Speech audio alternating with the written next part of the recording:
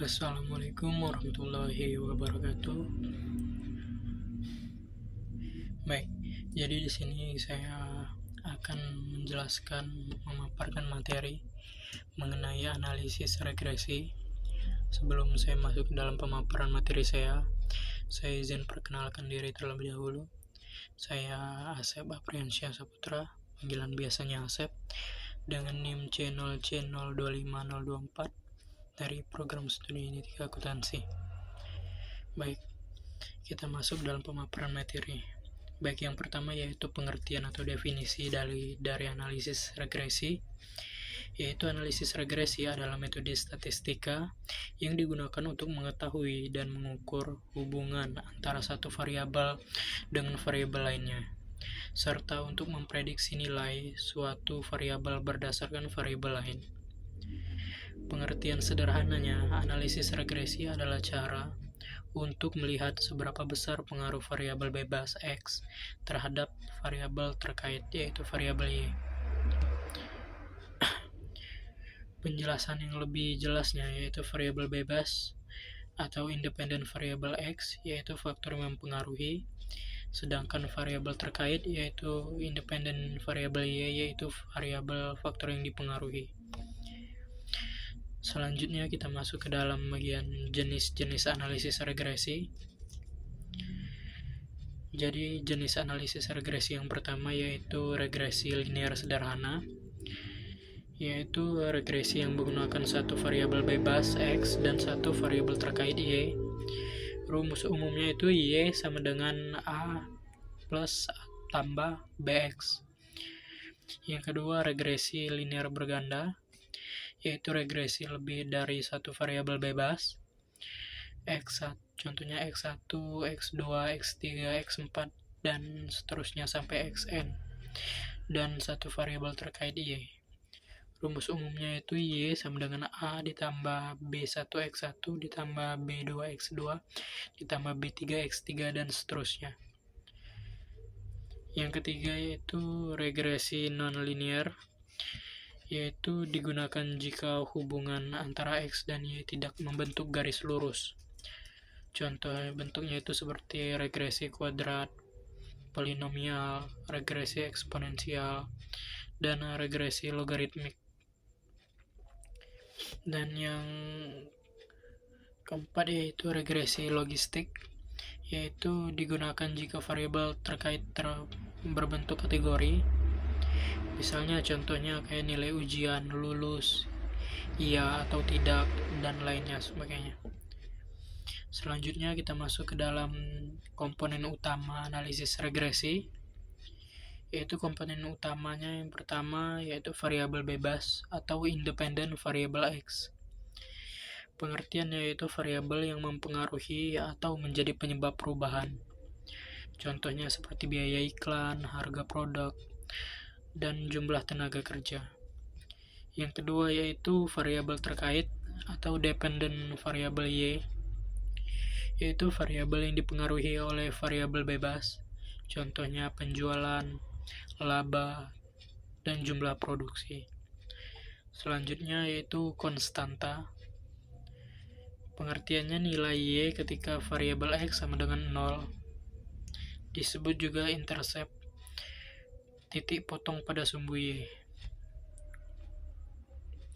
Yang keempat yaitu koefisien regresi B, yaitu angka yang menunjukkan besar pengaruh variabel X terhadap Y. Artinya jika B positif, maka hubungannya searah, dan jika B negatif, maka hubungannya berlawanan arah. Yang kelima yaitu error atau residual. Pengertiannya yaitu selisih antara nilai Y sebenarnya dengan nilai Y hasil prediksi. Rumus sederhananya sama dengan error sama dengan Y actual dikurang Y prediksi. Selanjutnya masuk ke dalam metode estimasi dan asumsi. Dalam metode estimasi dan asumsi yaitu yang pertama, yang bagian A yaitu metode estimasi dalam regresi. Bagian satunya metode kuadrat terkecil. atau OLS, singkatan dari Ordinary Least Squares. Pengertiannya, metode yang paling sering digunakan untuk menentukan nilai konstanta A, nilai 0, dan koefisien regresi B. Prinsipnya itu meminimalkan jumlah kuadrat selisih error antara nilai actual dan nilai prediksi. Yang kedua yaitu metode MLE, yaitu Maximum Likelihood, yaitu metode estimasi dengan mencari parameter yang memaksimalkan kemungkinan likelihoodnya data yang diamati.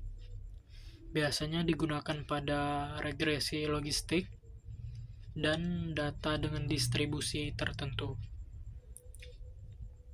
Selanjutnya yaitu metode momen, yaitu metode estimasi berdasarkan penyamaan momen sampel dengan momen populasi. Ini digunakan dalam beberapa model statistik tertentu. Yang kedua yang bagian B yaitu asumsi dalam analisis regresi linear atau asumsi klasik.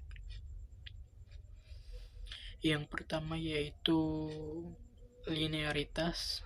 Untuk agar hasil regresinya valid itu harus memenuhi beberapa asumsi. Yang pertama yang tadi yang saya sebutkan yaitu linearitas. Hubungan antara variabel X dan Y harus berbentuk garis lurus atau linear. Yang kedua yaitu normalitas